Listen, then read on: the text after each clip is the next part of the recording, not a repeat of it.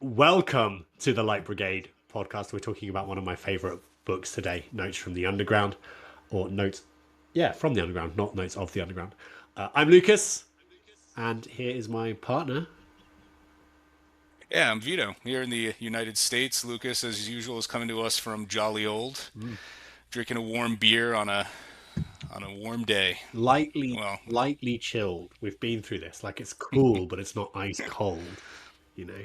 yeah, I've got a Dominican Pilsner here called Presidente, which is uh, to me at least, it's a classic staple of the spring and summer in the warm Oh yeah. weather. This is the type of thing you want to drink a nice cold Presidente.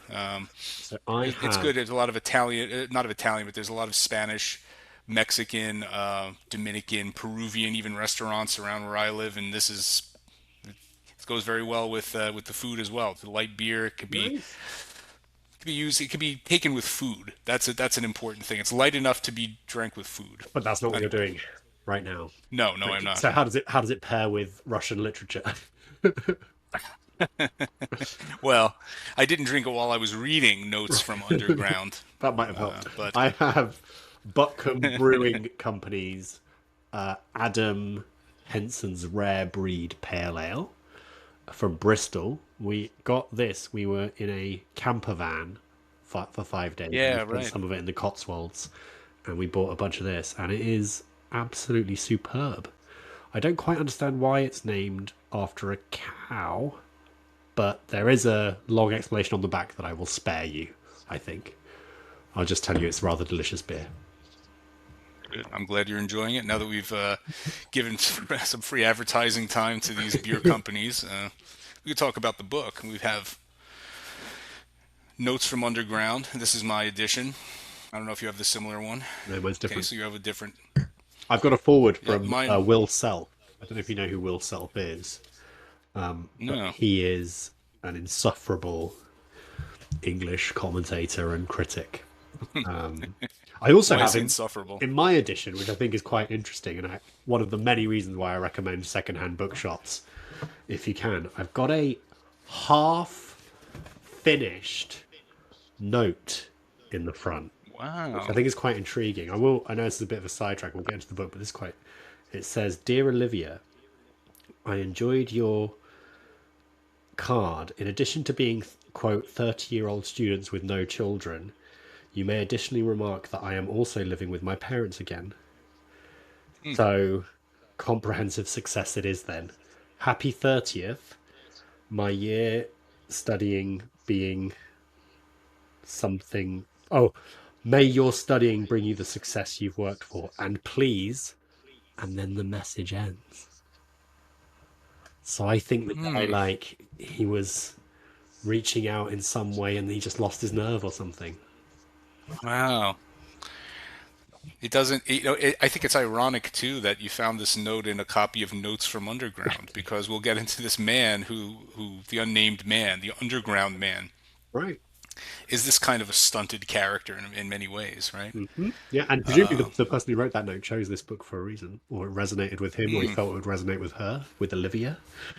See, the plot thickens. Misery loves company, don't doesn't? Well, anyway, so what I'll say is that this book I have the vintage classics version with it's the translation is Pivir and Volohansky. They've translated quite a few of Dostoevsky's works, and in the foreword from the translator, he mentions that he tries to use he tries to get closest to the Russian as he can. One thing that's noted here, right, is that well, I would note is that in the last episode, I think it was our last episode when we discussed Lolita. Nabokov's Lolita, Mm. you said you found the character of Humbert Humbert to be insufferable. Yeah. Well, you got yours back on me because I found the underground man to be utterly insufferable myself. Do you know it's so funny Um, because it's in exactly the way that you quite liked Humbert Humbert that I quite like this guy. Like you said, yeah, obviously he's appalling and stuff, but the pros, he's expressed himself so well. He'd be great to have a beer with, and he's funny. And yeah. I'm not saying he'd be great to have a beer with, but I do find him in some way entertaining and funny. Is he like endearing to you in a certain way? He's like a character that you're somewhat familiar with, maybe. Yeah, I think so. I mean, one comparison we made when we talked about this over text was I remember you saying that you thought the British Office, the original Office, was Yes. obviously very funny and clever, but you couldn't watch it. It's too cringe inducing. It's Right. and I think that's a very British thing. I think the British Office is the way it is for a reason, which is that we kind of Right. love seeing people in these incredibly awkward situations, and it's kind of half laugh, half hide behind the sofa. And I find that with Yeah. that we'll get onto the scene, but the scene where he's in the restaurant at this Oh, party that he's not meant to be at, and he doesn't leave, and he just paces. I can't look away, and I find it hilarious, but I yeah. also hate it, and yeah, I think it's It's genius. I don't know what it is, and we've spoken about that because remember when I came to visit you in 2017, you introduced me to Peep Show, Yes. which I loved. I found it hilarious. The idea, the way that the characters, where you hear their interior thoughts and they're narrating, and it's these things they wouldn't say aloud, but you're given access to their thoughts, and it's absolutely genius. But one thing I noticed, especially in a lot of these, and I've noticed this in Ricky Gervais comedies, ones that are made for the UK, is that there's a certain streak of cruelty in British comedy that just turns me off as an American. Interesting. Like, Yeah. it just basks in the degradation of these Mm. characters in a way that I'm just not like. Mm. I don't find it funny, you know. And I got some of that with Notes from Underground, but it's Dostoevsky doing it to the character because he's giving you this memoir or this confessional of this stunted personality. Mm. He's supposed to be Dostoevsky starts it off by saying this is a character that I've invented, but people like this must exist. They must exist in our society. This is 1840s Russia, Uh-huh. and he starts out in the first part by letting the underground man give you his philosophical reflections on the society he's living in and his place in it. To give you a little bit, let's start off with something we just talked about, which is the title of the book. Uh-huh. Since this is originally published in Russian by Fyodor Dostoevsky, who we've discussed before. My wife is a native Russian speaker, and I asked her if she thought that the translation Notes from Underground was accurate.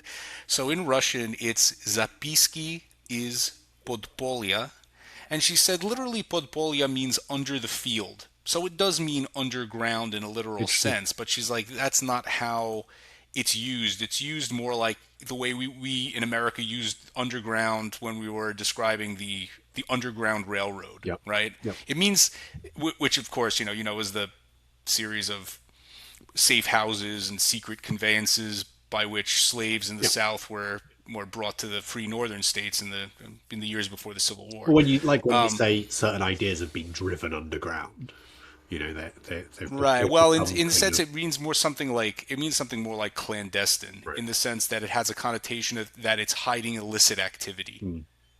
Something illegal is Right. done podpolya, underground, under the radar, Interesting. hidden, Yeah. Yeah. clandestine, something like that.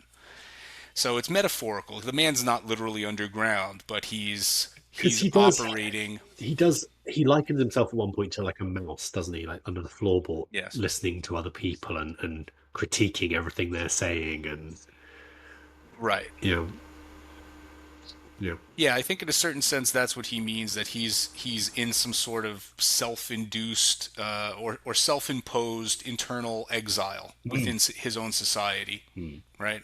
yep, And but he goes on to say that he's doing it to himself because of the ideas that are regnant at that time. Now, another bit of background I read that there was a Russian critic named Nikolai Chernyshevsky right, who wrote a book called What's to Be Done at this time. hmm And now Chernyshevsky was a utopian socialist, and his argument was essentially, look, materialism is the right way. We're going to get to the point where through science we're going to be able to predict all of man's choices. So they'll know everything will be able to be planned. And the Underground Man goes on to say, well, that's exactly where you're wrong, because if we were to reach that point, in order to assert his his personality or his liberty, man would choose the opposite of what was sensible. Which is why I think in the end of the book he calls himself this great term, a paradoxicalist, right? What he's saying is I'm asserting my individuality by doing the opposite of what I know to be right. In the beginning, he says, if I get a toothache, I won't see the doctor. If I have a pain in my stomach, I won't see the doctor out of spite. I'll do the opposite of the obvious, right? And it's some sort of fight that he imagines having, I think, within himself. It's a very strange thing. His uh, his overthinking here. I mean, I know you spoke to that. You said you believe this man is just an overthinker. And how do you think that influences the way he describes the world that he's living in? I think it's really interesting because I think there's so many levels on which to understand this guy. You know, there's the very broad philosophical ideas that you're talking about, like utopianism and that kind of thing. There's the sort of individual character piece as well, where, you know, we've talked about probably the reason you hate him and the reason I kind of laugh, hate, love him is that you recognize character traits that you sometimes fall into and are awful. But yeah, the question you ask about his kind of overthinkingness. So I think it's very so. I was quite surprised to learn afterwards that this was written before Crime and Punishment, and people Hmm. talk about this guy, the Underground Man. We never know his name, do we? It's just the Underground Man, Right. as like the precursor or template for Raskolnikov.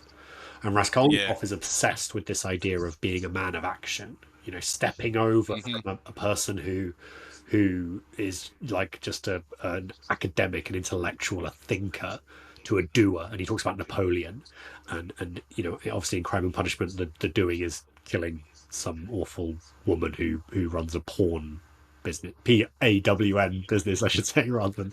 Yeah. Right. Right. And in this, he has a similar thing that he is a thinker, and therefore he's not a doer, and he's kind of setting himself up as superior because he's so clever and he thinks so much while also lamenting that that means he can't actually do anything. And I think there's something about, and maybe this is where you connect the kind of personality piece to the paradoxicalist philosophical piece, which is that the man he's so clever he can't pick a side. Do you know what I mean? He's so clever he can't do anything because the moment he thinks of doing, he sees the downsides of it and Right. the critiques of it. And I think that might be Dostoevsky's belief that you kind of have to pick a path, you have to pick a course. When I was thinking of this earlier, I was reminded of that line in A Few Good Men, if you've seen the Mm. movie, that Yeah. Kiefer Sutherland plays a Marine, and he's talking Hmm. about the reason the guy died, the Marine who was killed died, was because he had no code. You know, and his Right. he's a Marine. His code is, what does he say? Like God, country, unit, or God, unit, Yeah. country, whatever. Yeah, whatever. And I think there's something there, right? This guy has no anchor. He has no code. He believes nothing. Well, he He says that, thinks right? He that says he's so there's. clever. Yeah, but see, that's the thing. Chernyshevsky was also a nihilist, so he was Yeah. trying to say something different. But Chernyshevsky's nihilism it included this faith in rationalism that I think that Dostoevsky and by extension the Underground Man just doesn't No. have. Yeah. He says he tries to explain his inaction by saying something like the man of action does what he does because he believes that what he's doing is just. Mm. He has, in other words, he has a reason for it.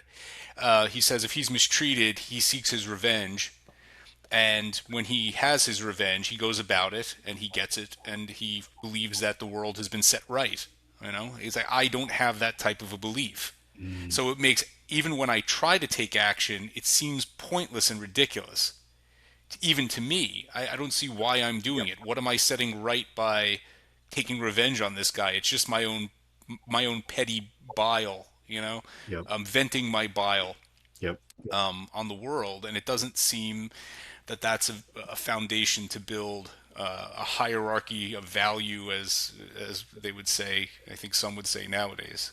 Yeah, yeah. Um, So to build what you said about what's his name? Chernyshevsky.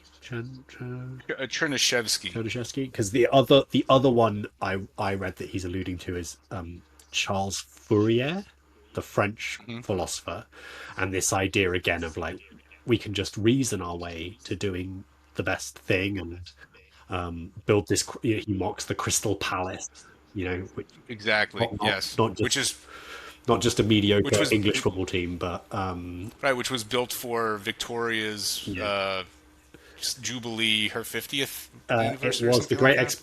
Exhibition in 1851. I'm reading here, Uh, but yeah, it was a sort of Jubilee tied in thing. But yeah, this idea that, and we've talked about this a lot before. This idea that we can, and I believed this. I think most of my twenties. If we just think it through reason, we can create utopia, right? And that's kind of the basis of socialism, I think, in a lot of ways. Like if we just sit down and kind of plan things, and was very mhm. much seemingly in the air at this period of Dostoevsky. And I think his big point, Right. which I think's probably got more traction now when you look at things like behavioral science and all that kind of stuff, is people aren't rational. They're not going to do the thing that Right. you think is better for them. Roger Scruton would have said Homo economicus doesn't exist. Yeah. People don't Right. just do Right. what Right. is best for them, monetarily. Like we're much more complex than that, and we're much more sick than that. We self sabotage, and that's your point with this guy. Like if I've got a pain in my side, I'm like, screw it. I'm not gonna. Yeah, but I've known people like that. Like I that people will not take like the way something is presented is more valuable than the actual thing. Like I remember there was one guy I knew who, if you told him, you're gaining too much weight or something, you told the guy, yeah, you're getting fat or whatever. He was spiteful like this guy. He'd be like, if someone tells me I'm getting fat, I say, fuck it, I'll get fatter. And I said, well, who are you hurting? Me, but for telling you, or yourself? He said, no, no, no, Bloody fuck minded. that. But as a way, right, bloody minded. It's a way of exerting control over something by saying, I'm just not going to, I won't do it. It's just a refusal to do the obvious right thing, Uh-huh. so to speak, right? Yeah. It's not that the person's wrong, the person who says it, but you say, you know what?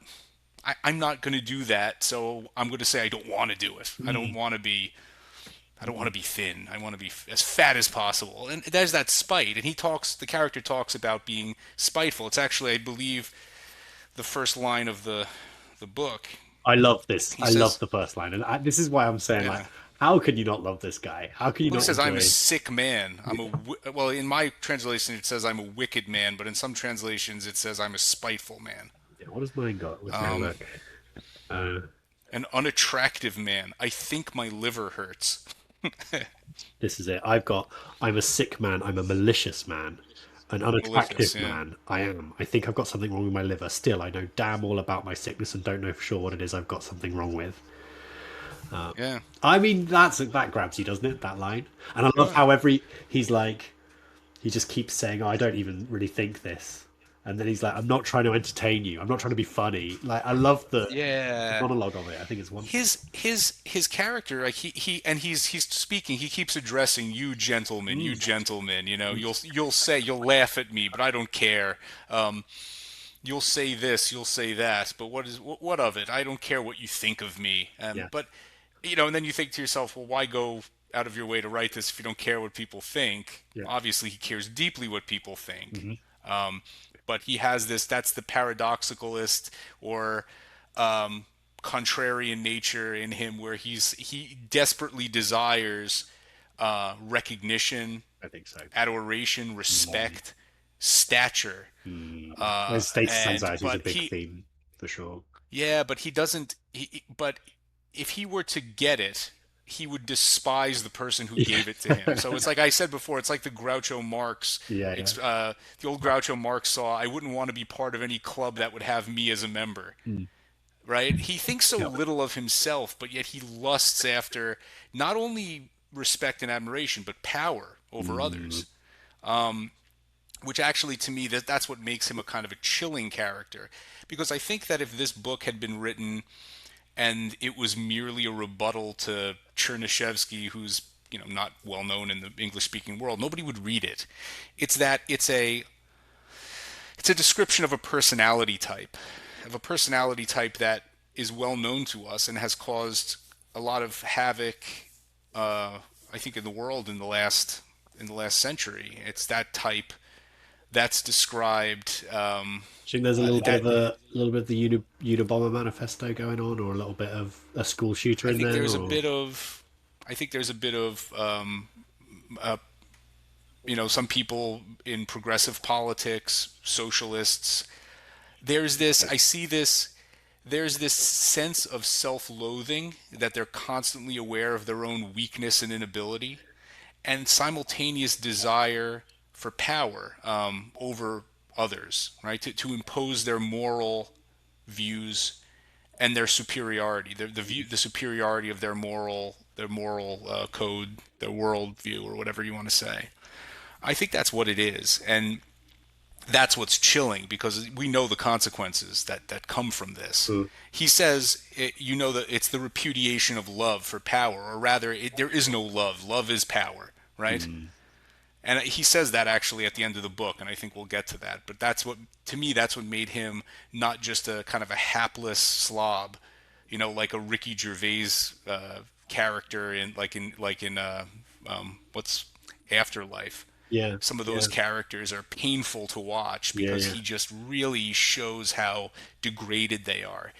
But what makes him dangerous and almost chilling is this spiteful desire to this will to power over others, to use like a Nietzschean term. Mm. So I'm really interested in what you think, because so the first half of the book is this kind of like ranting, isn't it? And it's very Yeah. I find it very entertaining. It's clearly aimed at these ideas, these utopian ideas. But we talked about when we did the Grand Inquisitor how good Dostoevsky is at presenting like what would appear to be not his views. Yeah. But with this guy, you definitely think that the criticism of this sort of utopian stuff is Dostoevsky. But then this guy has a kind of nihilism and stuff that I don't think Dostoevsky would agree with. No. So he kind of it's interesting if he wants to knock down these ideas. The character clearly has a lot of his ideas, but isn't totally him. Like maybe he goes too far with it, or he's Yeah. caricaturing that way of thinking, even as he's critic. I don't know. Yeah, I'm curious what you think. Yeah, I mean, I think in this tradition where we have the mid 19th century, this is when I think scientific materialism reaches its apex, right? Where people start to have these ideas that, look, we're going to be able to predict the future precisely. We'll be able We're to know, marionettes. We can. right? The human brain, we're meat puppets. We're we everything is preordained in a certain way. We don't have any free will. There's no room for play, and people start to writers like Dostoevsky start to become kind of frantic, and I think they go like, no, no, no. Like Dostoevsky, I know was very deeply religious, Mm, and writers like Nietzsche talk about the same thing. Okay, so here's materialism. God is dead. Now what? Where do we build the foundations of the moral world? We've broken up the foundations. What are we going to replace it with? We have to be like gods. Nietzsche famously loses his mind and spends the last years of his life in a mental institution. He sees famously he's in Turin and he sees a horse being beaten in the street, and he runs down the stairs and hugs the horse's neck, and just that's it. He has a psychotic break, and he mm, never comes wow, back from it. wow. Dostoevsky has these characters like the underground man. I see the underground man as a radical, but he's rebelling against what he sees as a world that's become a little too self-satisfied. This idea that we're going to know everything. It's okay. We'll be able to build utopia. And he's like, man will never consent to live in utopia, Mm, because man is like me. he will Mm. rebel against utopia, even if utopia is comfortable, just to express his, Mm. his indomitable soul. He'll do the opposite. Does he say that at some I point? won't Like, see. man will make drama. Man will Yeah, find like, yeah. yeah, yeah. He says talks about wanting. Mm. What is this wanting? It has to be an expression of man's free will. It can't be foreordained, Mm. or we won't go along with it. Mm. And you see that in politics now. It's we saw. I used to say that in America we had. The Democrats would always say, "Oh, the people in Middle America and Appalachia, they're voting against their material interests." Well, Yeah, you're missing what they think their interests are. As you right. said, they're not. Man is not Homo economicus. Mm. They want freedom. They don't want some pittance every month from the government. They see that as degrading, right? So they'd rather have their pride than that money. And that I think that's comes to the core of who Underground Man is. But I think we ought to get to the second part, Okay. which is I found to be some of the most asshole clenchingly embarrassing. Oh, I loved Like, it. I absolutely oh loved it. God, it Yeah, was yeah. hard to read. Yeah, So so take us through what happens in this, apropos of wet snow. It's called, right? I might That's the chapter. need your help because I read it a little bit. Yeah. Read it last year. Um, but my understanding is Underground Man is 40, and so in the Yes. second it's 40-ish, and he's retired. But in the second part of the book, he's recounting events that took place kind of 15 years ago, Right. which kind of solidified him in his exile undergroundness now, right? Yeah, that's correct. Yeah. So he recounts these incidents from his past. He talks about a little bit about being at school and his friends at school, and how he was easily the smartest one there. You Hmm. get the sense he had some kind of home troubles as well. I think he hints at that. But he's the cleverest person at his school. Right. But he just hates his all of his classmates, for unclear reasons, with the exception of what's his name, Sverkov. Is that the name? Zverkov is well, his that's the name of the guy who's The in the military. officer Yeah, who's being transferred, who plays a central role in the events of the at the dinner party. But and he's very popular. He's like he comes across as the alpha, and I think he's like a rich landowner's son or a right. influential politician or something. He makes jokes about how when he's in charge, he's going to raise everyone's rents and stuff, and he's a bit of a dickhead by the sounds of things. And yeah, and he's going to chase around peasant women and this and that. Yeah, But the funny thing is, though, he is that the Underground Man has a or had a position in the civil service, right? So someone recommended him. So it wasn't as if he was a total nobody. absolutely. He had the connections to get a good government career, and his inherent pettiness and contrariness wrecked his career. So he didn't want to He work with his talks classmates. Yeah, and he just like the thing that has first struck me, he's always gnashing his teeth at I know. people. What does that Yeah, mean, gnashing your teeth? I thought that was such a strange he's image. full of Yeah. internal tension Mhm. because out of hatred for every this the indignity of having to work around these idiots, Mhm. and his this one guy smells and this other guy's a fool and keeps talking to him, and it's the same type of disgust Yeah. that I mentioned that drips from Humbert as well. It's the same Yes, type that's of true. character. There's a lot of descriptions of how people smell bad and they look Mhm. bad and they got acne on their face, Mhm. and he just hates being so close to people Yeah, like so that. he's very But he, cruel to the members of yeah, the public he's meant to be, I guess, serving. But then this is 19th century Russia, and there's a lot of bribing and all that kind of stuff going on. So maybe it's not that and unusual. he says he's an honest man. He wouldn't accept the bribe. He wouldn't accept bribes because he's too high. Yeah, but he'd His still be horrible to them and let them live by his whims well from the that's people his helping one well else. that's what he says. He goes, I wouldn't take the bribes, but I had to extract something from it. So basically treating them rudely Yeah, was my take. yeah. Um, So but then, yeah, he so then he talks about the time he's living in St. Petersburg. He's on the outskirts of St. Petersburg, but he can't imagine living anywhere else. He has this job, or maybe he's just stopped doing this job by this point, actually. And he goes to see the one classmate that he is still in touch with, but who obviously don't really like each other very much. And Simonov, Simonov, yeah, Simonov, or Simonov, yeah. Simonov sounds good. Let's go with that. And they're talking about Sverkov, the other friends, and he's already like obviously an outsider, and people are like, "Why are you here?" Because he obviously doesn't like them, and they don't like him. But they're talking about this Sverkov, who's a bit of a, he's doing very well in life. He's successful, Yeah. and he's going to go. He's going to be transferred in the military, and they're going to give him a sending off party or a sending off dinner. Yeah. So to just interrupt for one So second, please, the feeling that you get is that he walks into this room and Simonov is talking to two other guys. One guy is like Toluubakov or something, and uh-huh. one other guy, I think. And they're kind of like the lower order guys. Like Simonov is probably like second to Zverkov, and then Toluubakov is like a big guy. He's kind of like the muscle. He'll beat Yeah. guys up, but he's not that smart. And you get this hierarchy. And he basically explains that they don't like him because of like something about his intrinsic marginality. Like he thinks he's smarter than everybody else, but he says that they only care about promotions and their salary and things like that, and he cares about the true and the beautiful, these lofty intellectual pretensions, and he's wrecked his career as a result of it. And they just look, this guy's a fucking loser. Like why is he here?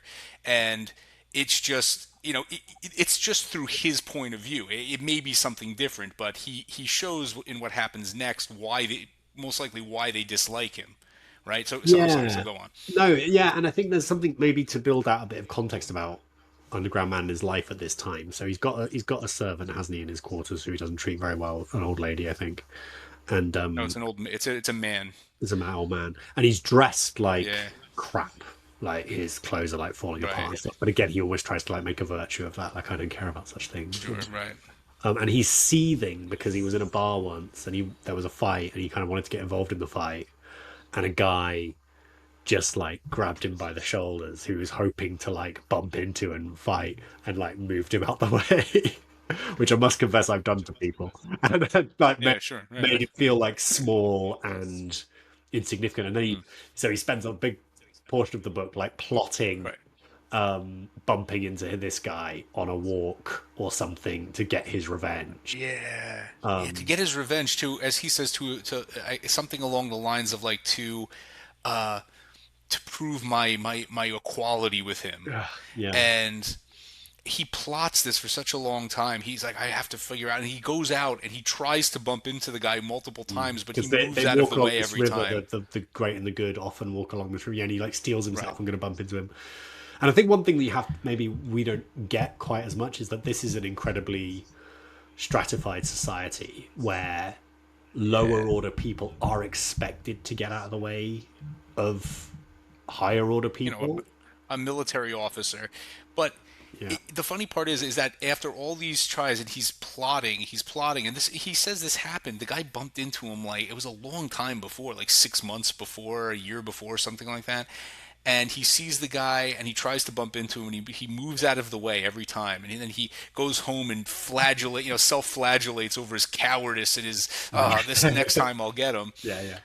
And then when he dresses up a certain way, like in a costume, and I was going to bring up too, like he talks about how he's aware of play acting in Mm, his life in a certain way. Like he'll throw a tantrum, but he'll know it's kind of what he's just doing. for himself. It's like he's Mm. putting on a play for himself. Yeah, he kind of argues with Um, himself in his little apartment. yeah, Yeah, and he buy like particular gloves and hat for this. gloves, and he buys like an ermine to sew onto his coat so he looks like a Yeah, so big it's shot looking for like the a big guy. shot. Yeah, And then eventually after all this, he bumps into the officer, and the officer doesn't even notice. mm. So Which is it's even like worse. so. Yeah. Yeah, Dostoevsky, like he deflates his bubble. There's this. Mm. It's dripping with bathos. You know what I mean? Like Mm. he builds up this whole thing, but it turns out to be that expanding balloon of meaning just gets punctured at the last moment by something trivial. Yep. And he does this over and over because he's trying to show, I think, the underground man, he's living in this world of this pure conceptual world where he thinks about himself as the center of it. Mm. and he's aware. The man is aware that it's so fragile that it can't bear a meeting with reality. So Mm. he keeps telling himself, "Now will be the day I meet Mhm. reality," Yep. and Yep. it never works out well for him. Like he Typical already man of knows action. it's not going to work out. Like he's aware that he's not he has this inaccurate view Mhm. of the way the world is and himself in this place, and he's aware of it, but he can't stop himself from Yeah. expecting the world to conform to his kind of, you know, his views about things. Mm. Yeah, so that's a good, pretty good picture of his life. The other thing to mention is that he visits prostitutes. It's kind of the other thing he does with Oh, his life. the debauches, is this what it Or the, is? vices in my translation, he says he does that, and I think we kind of can take from what happens later that that's something he does relatively frequently. Um, so yeah, so then he's in this room with these other three, and they're talking about setting a leaving dinner for this guy, and they're saying, "Oh, we're going to do it at the whatever." I want to say the Ritz because we kind of get the sense that it's like a really posh place, but Yeah, and the next day at 5 o'clock or whatever. And he like him. He says, "Oh well, I want to come. Like I'm obviously I'll be coming." And they're looking at yeah, him like, like really, like why are you doing this? You know, you don't like him, and that he's yeah, like determined to be like, well, why shouldn't I? And yeah. you know, Even though he doesn't have the money he doesn't have the and he money, and has is to there talk of like pay, chipping in for a gift that he can't afford either? And it's like 7 rubles or something, and that's the exact amount he has to pay his his manservant manservant, who Apollon. he's a dickhead to, yeah, Yeah, and yeah, he hates this guy, and this guy yeah, hates him and views him yeah. as a loser. It's like he Yeah. fucking His own servant. his manservant is because his manservant is like he's a highly dignified guy, even though he's a peasant. He does tailoring, Mm. and he'll never ask him for his pay, but he'll just stare at him, Yeah. ruefully, and to Yeah, shame him into paying that's him. it. And Yeah, he's yeah. like, you stop looking at me. Yeah, He's like, I don't. exactly. Like, Yeah, what do yeah, you he's mean? brilliant. Yeah, I like him. Like strong Alfred vibes of Batman's yeah. Yeah, yeah, So right, right. yeah, so then he goes to then this dinner, and one of my just I just think it might be my favorite scene in literature ever. He is there at 5, but none of them come till 6. And Right. he is in like he's furious, because he's in Apoplectic. He's so fucking everyone mad can that he's been see that disrespected. he's like being Yeah, stood up and he looks yeah, awful. And then they right. turn up and he's like quite he says, annoyed. I wanted to like make them pay by putting on a bit of a sulk, but I was actually so delighted they had turned up. And I wasn't, but Yeah, I couldn't quite pull it off. And they're quite nice, right? Like the other two you mentioned, the supporting characters, they're like, "Oh gosh, so sorry you've been waiting so long. That's terrible." yeah, And but then he sort of confronts Simonov, and Simonov says, "Well, I don't know where you live. Like, how was I? We moved it back an hour. yeah. How could I have even communicated that to you?" Which kind of just further highlights the absurdity that he's there, and that everyone's kind of just Exactly. humoring, like, just doesn't want to be nasty to him. So then Zverkov arrives, and they have the dinner, and everyone's relative, like, pretty nice to him, I think. Yeah. And they end up falling out. What happens? I forget. Like, there's a flash. Well, what happens is he gets drunk and he insults Zverkov. Ooh. Is what happens. He starts drinking. He's not used to drinking, Mm. and they And he are. was drinking an Zverkov's a hour bit of earlier, a obviously, because of. Yeah. No, I don't think he was drinking because he didn't have No? enough money to buy any champagne. But Oh, yeah. he so they started buying bottles Yeah, and they yeah. started drinking vodka and they're drinking champagne and vodka. So they start getting drunk and they start having. So he starts.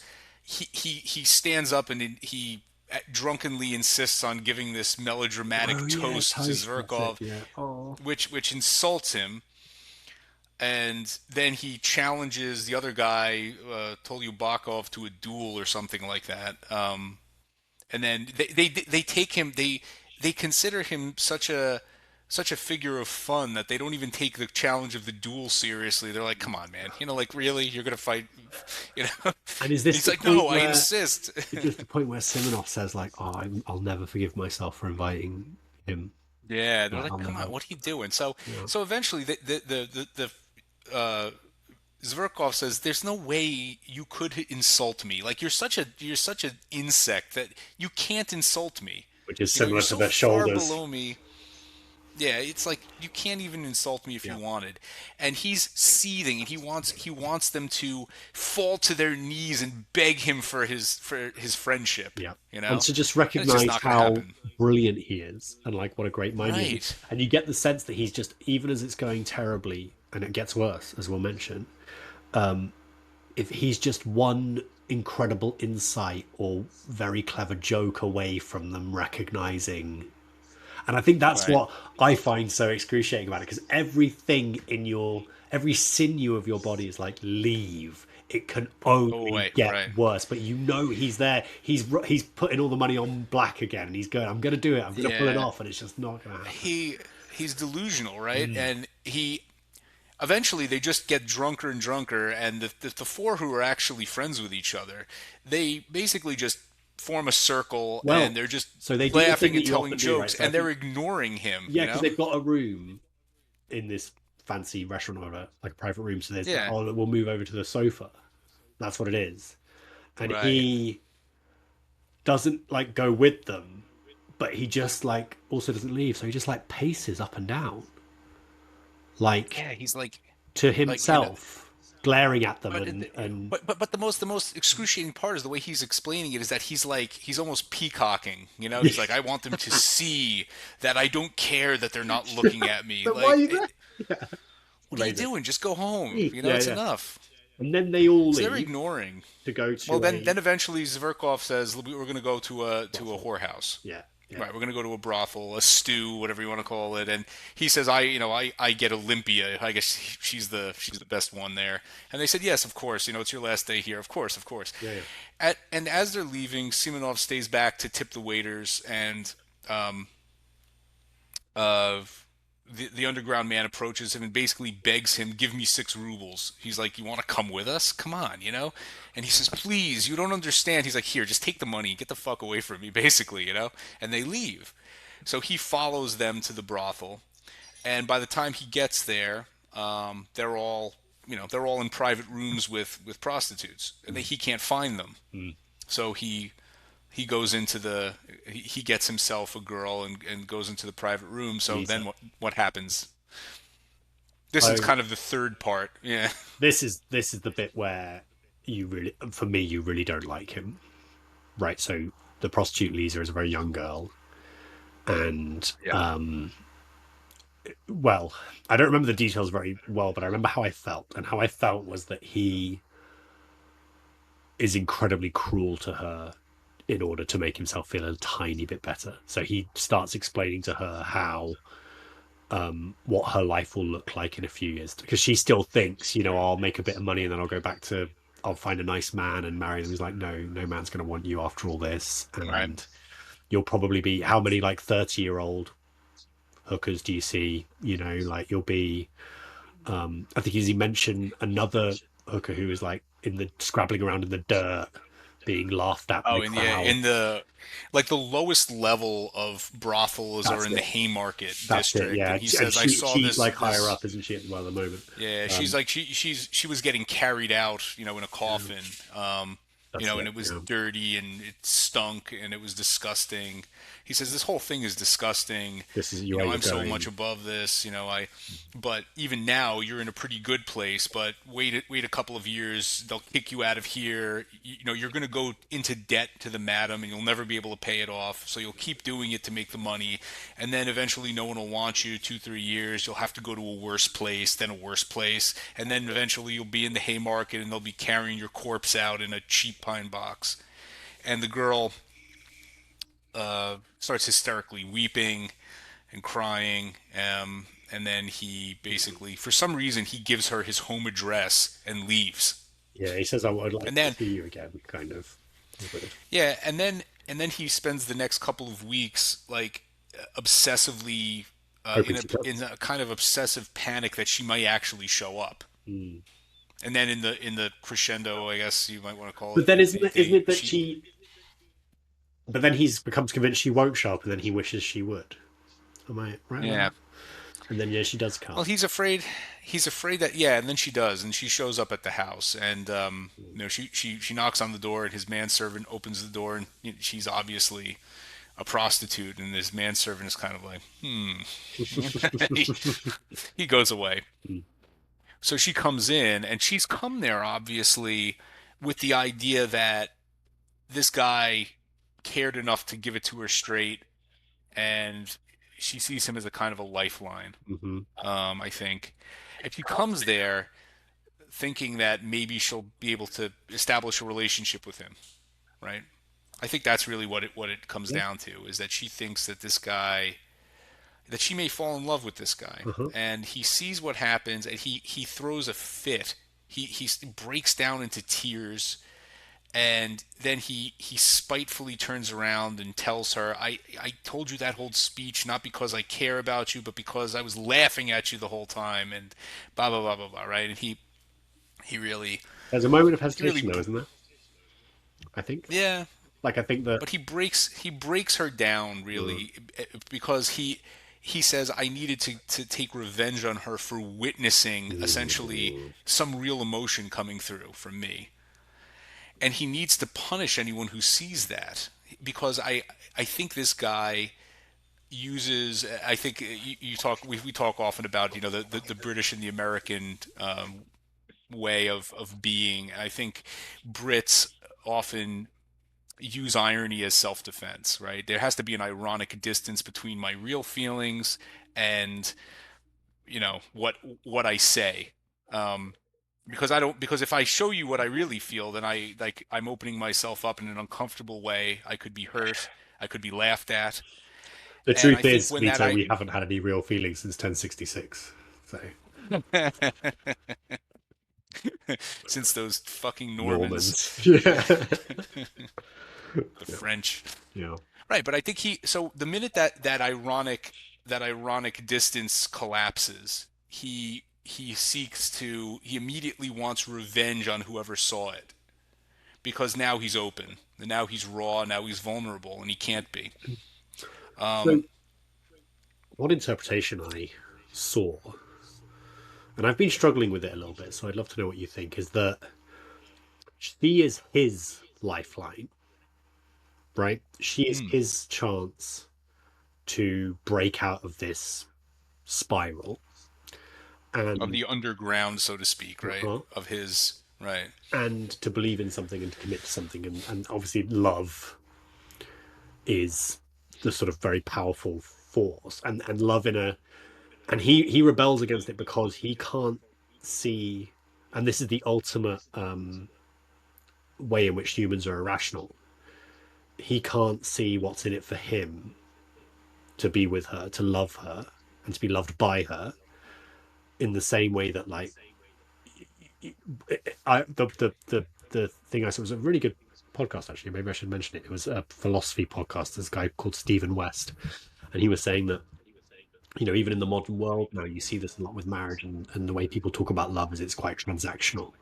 Like yeah, I get from her a second income and regular sex. She gets from me a second income, childcare support. That kind of thing. And that's the way of like looking at these relationships when humans actually need to commit to something higher than that, and that love, the idea that right. someone would love, The love has to be like, yeah, yeah, love has to be. In other words, love is in the traditional sense is sacrificial in a way, exactly, yeah, yeah. right? It's Instead not a of like, what's in it for what do me. I It's get? a subordination of yourself to Right. something, To someone else. Yeah. to someone else, to some idea. I mean, God Well, in there as well. so I think so what he does is he repudiates this by having sex with Liza, and then as the final insult, he hands her a five ruble bill Which to he say doesn't this was take. just, which he crumples up and throws away Mm, and then leaves. So that was his moment of where there was a chance for some human connection, but exactly. he said no. I don't want anything more than a transaction. Yeah. And, and I think the powerful line here that I found, if I can find it, uh, I found it to be chilling, where he said, so he tries to go after her after Yes, she he goes tries to out. go after You her, know, which is he interesting. well, I think he's doing it as just a sort of a like a gesture. Like he would feel indecent if he didn't try and go Okay. after. Like, no, no, don't All right. leave, right? Interesting. Okay. And it's brought up over and over again, right? This bookish expression, right? Of this contrived and bookish expression of emotion that she even says when he's giving that speech to her about her bleak and dire future as a prostitute, is that she says it sounds like you're reading from a speech. Like it doesn't Yes. sound, it sounds mechanical in a Mm. certain way, like you're reading off of a script. And he mentions it over and over again, saying this contrived and bookish thing. He said I can't even bear it for a minute. So he goes after her, and he goes back. He finds the bill crumpled up and thrown. He says, I expected her to do that. I was so great an egoist. I had so little real respect for people that I could scarcely imagine that she would do that. But I couldn't bear it. A second later, I rushed like a madman to get dressed, to really go after her, because he couldn't stand that she had done that. Mm. So he wanted to insult her. He wanted to say, there will never be anything between us other than a transaction.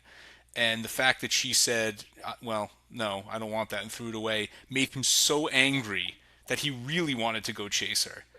Isn't that This so? is I the mean, paradox.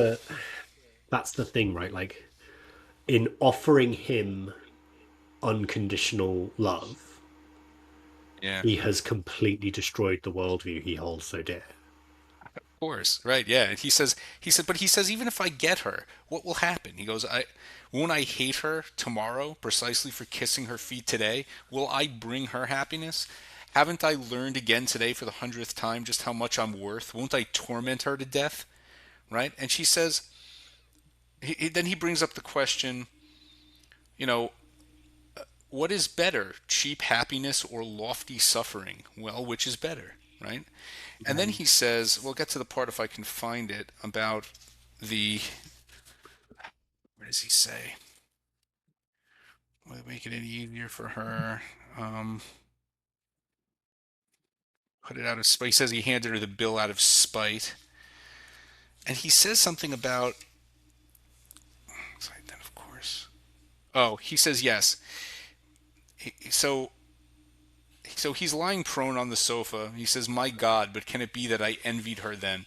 I don't know to this day. I cannot decide. And then, of course, I was even less able to understand it than now. For without power and tyranny over someone, I really cannot live. Ugh. But reasoning explains nothing, and consequently, there's no point in reasoning."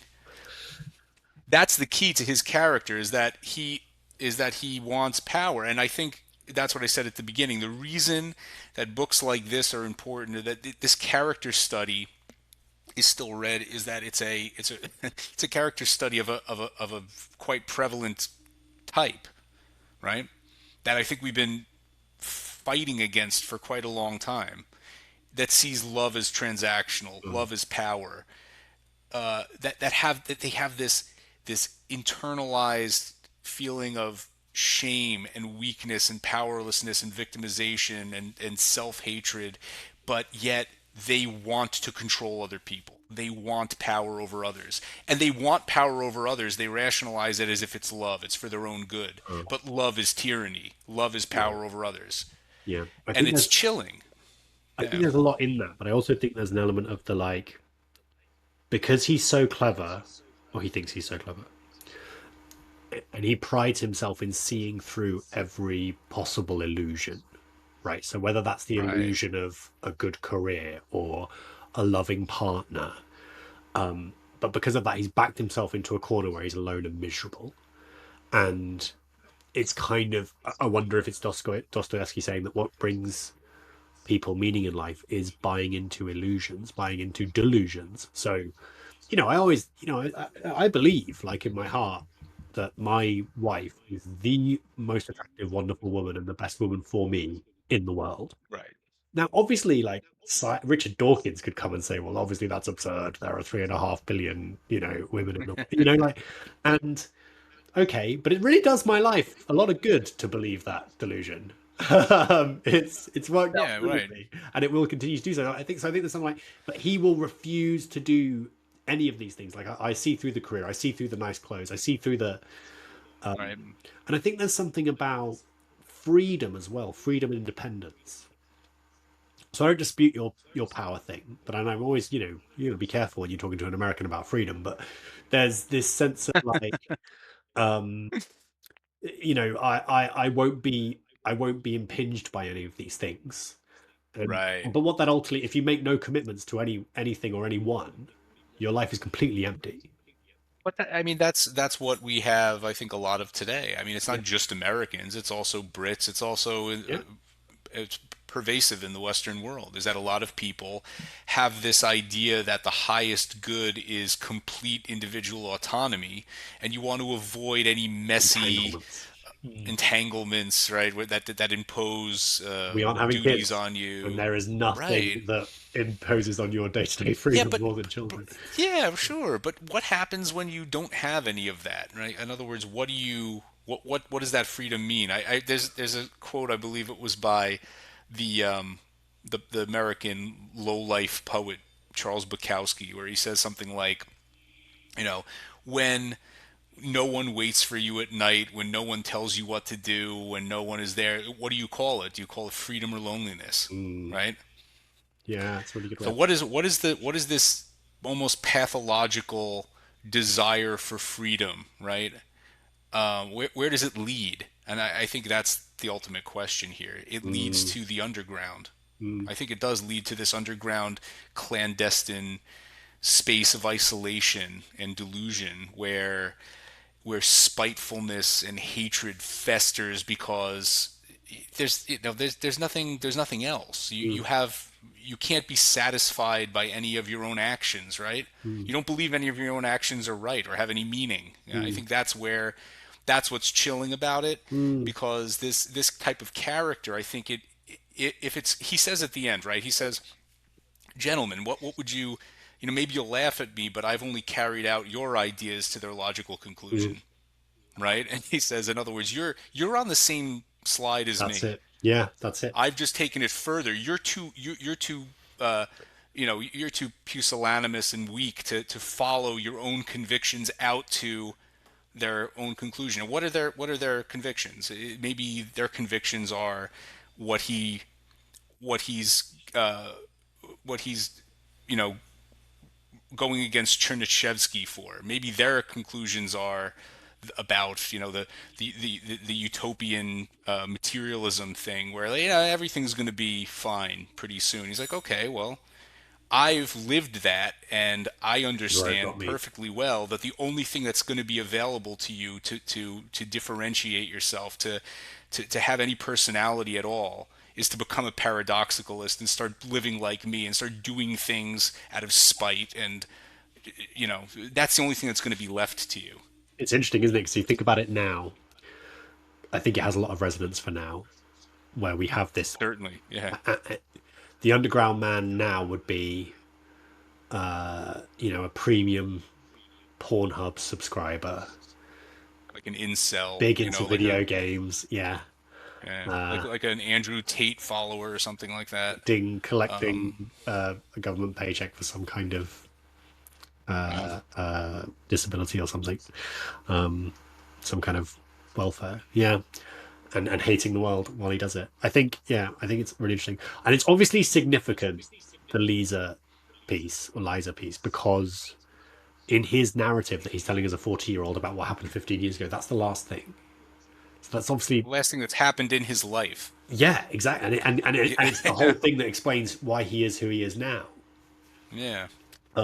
So yeah, I think it's important. So one thing we talked about on chat, and I think is I really want to use these podcasts for, is this, this original idea that these old books have something to tell us about human nature. And I think I said to you, the thing that really resonates with me is that idea that he's a genius, and whenever the world disagrees with that, or where like the outcomes in the world don't line up with the obvious fact to him that he's a genius, he does not recalibrate his idea of how much of a genius he is. Right. Rather, the world is in some way unappreciative of his genius. And I think this whole construct, right, about how actually the reason I'm not anything of myself is because I'm so clever. Like Yeah. I'm too clever for the world. And I kind of I think we can all fall into that sometimes, rather than kind of taking a knock back and thinking, okay, what could I have done better? Sure. There's a tendency to be like, well, no, it's their problem. This is not an opportunity for self-improvement at all. And I said that's probably why, Why you there's hate the that guy? insight that very often, why do I hate the guy? Well, because there's part of that in me, right? And there's Mm. part of that in everybody where we say it's a self-defense mechanism. I'm not, if I don't get the promotion, or, the girl didn't like me, or this or that, I'm not good enough in some way. There's Yeah, something wrong with them, not me. My exactly. mother said they're just jealous. Yeah, That's why right? yeah. That's But such a good there's, phrase. Yeah, such as that's yeah, the there's, original protection. yeah. They're jealous. Yeah. Sure, they're just jealous. Mm. And you know what I have to say? I think there was a lot of that in Dostoevsky, because what I was going to Mm. mention that I haven't is that there were times when I was reading this where, from just a pure experiential viewpoint, as I was reading it, I'm like, I'm not sure if I'm reading a work of genius or just total gibberish. Huh. Like, I'm not sure. I'm going to later trying to rationalize this. Like, as I said to you, I think Interesting. I said to you, Yeah. this story is absolutely inconsequential without the underground man's psychology. Like, if Mm. it wasn't being told from his viewpoint, there would be nothing to Well, tell. nothing happens. An awkward dinner Nothing and a happens. It's just prostitute some minor orgasm. incidents in the life of a shut-in who he's reminiscing about 15 years later. Mm. Yep. But I was thinking to myself, I'm like, what am I reading here? Like, am like, I'm guessing it's a play that's trying. It's almost like a play that's trying to illustrate what would happen if there was such a person who could carry this philosophy out to its Mm. logical conclusion. And they're trying to show you what it would do. It leads to this desolation and atomization of the individual and a collapse of the personality into this endless self-referential tautological cycle, where the guy just, it always comes back to him, in this Yeah. certain way where he can never reach beyond this little, No. you know, stealth powered, I don't know, I don't know how to say it. It's just a circle of Yeah. Yeah. misery that he can't break out of, Because he's so because self-obsessed it's, and yeah. analytical. Yeah. Yeah, and it's like, I think to myself, I'm like, so he's just going. What he's saying is, the only way I can understand it is that what he's saying is, in order to assert my individuality and my free will, I'm going to say the opposite of what I should say here, even if it doesn't make any sense. Yeah. You know what I mean? And it's Mm. infuriating. Hmm. But I think Dostoevsky's trying to say, is there a person like this? Maybe there is, and this is what it would look like. Uh-huh. Yeah. And it leads to this subterranean, dank, damp nightmare of experience. Yeah. Yeah. I think that's absolutely true. I think you're right. I think I totally get what you're saying. I think with all his books, there are moments where you're like, is this just like nonsense? Um, Gibberish? I What is this? so I read Brothers Karamazov um, uh, earlier this year, and it was the one that was bigged up to me the most. And I think of the three I've now read, Crime and Punishment, this, and Brothers Karamazov, is the one I liked the least. Um, Mm, and I did read that he, the classic like serialized thing, he would just write, submit. yeah. No editing, no whatever. One thing I did read about this that I was very interested in is that it's been censored by the authorities of the time. And Really? yeah, and Dostoevsky was quite upset about it, but he kept in the censored version, interestingly. So I do wonder what effect that's had on what he might have said. It's Will Self talks about it in the forward I've got at the front here. After this I'll take a couple of pictures and send it to you. But yeah, he says it was censored.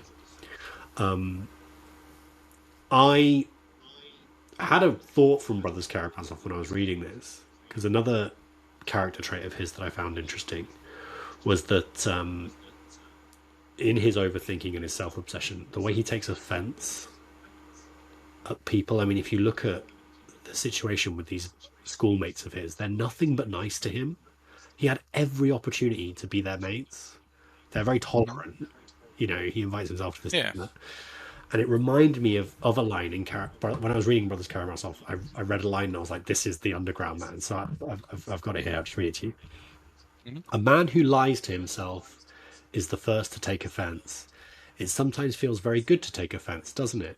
And surely he knows that no one has offended him, and that he himself has invented the offence and told lies just for the beauty of it, that he has exaggerated for the sake of effect, that he has picked on a word and made a mountain out of a pea. He knows all that, and still he is the first to take offence. He likes feeling offended. It gives him great pleasure, and thus he reaches the point of real hostility. I've done that in my life, Mm. where you get this sense of like these people are out to get me, and they've just done what, like they've like it's at work and they've left you out of an email, which is probably like completely innocent mistake, and you've decided this is the proof I've been waiting for that I'm persecuted, or yeah, Yeah, they don't respect me, yeah, yeah, yeah, and that. yeah. But that right, isn't that it's such a it's such a it's so easy to fall into this, right? And it's like I always feel like Dostoevsky. I think we talked about this before, that Dostoevsky and his characters, he holds up a mirror to you, right, as a human with these characters, and he shows you something about yourself that you don't like, and you get angry and you take offense at Dostoevsky for showing you that, and you dislike the character. But I think the joke is you dislike this part of yourself, because it's this universal human trait, this defense mechanism, this mental shortcut that you just use, where you don't want to look at that part of yourself, and he's saying, yeah, here's a character that's going to show it to you. Mm. And that's why I think we're still reading this, right? It's not because of the politics of 1840s Russia. It's not about Chernyshevsky.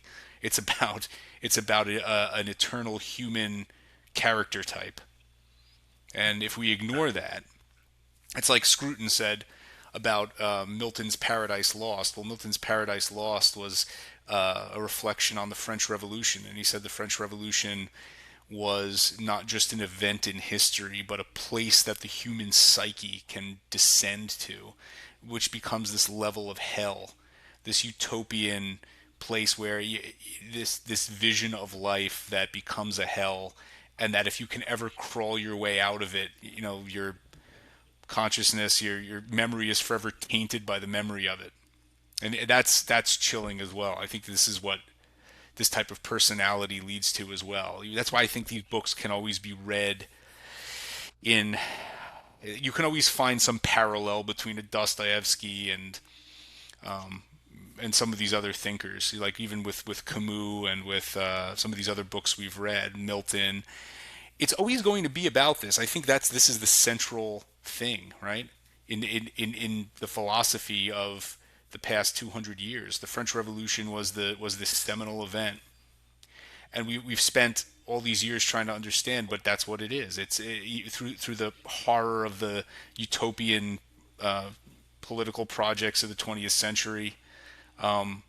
It's what it is. It's man's psyche seeking to impose what we think is right on a world that it just is the way it is, and in order to trying to change human nature in such a way to get this outcome that we want, and you can't do that without killing people, Mm. right? And what's the type of personality that's going to want to do that? It's the underground man. It's people like this, right? Yeah, absolutely. So it's a cautionary tale as well. I think so. So just I found the piece on the censors. It's in my introduction by my translator, which is Hugh Aplin, and he said more serious still was the effect that the ever vigilant but insensitive censors had on the work. When part one appeared, he wrote to his brother in fury, quote, "What are they, the censors, in a conspiracy against the government or something?